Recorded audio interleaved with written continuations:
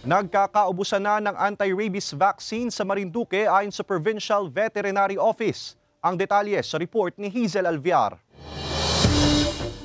Dahil sa patuloy na pagtaas ng kaso ng rabies sa Marinduque, halos magkaubusan na raw ng anti-rabies vaccine para sa mga hayop ayon sa Provincial Veterinary Office. 12 na ang kumpirmadong positibo sa rabies sa lugar, kabilang na ang isang baboy na kinagat umano ng rabid dog. Siyam pa ang hinihintay ang resulta mula sa confirmatory test.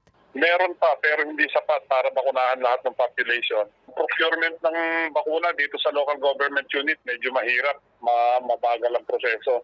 Ayon sa Provincial Veterinary Office, target nilang mabakunahan ang 75% ng dog population sa lugar.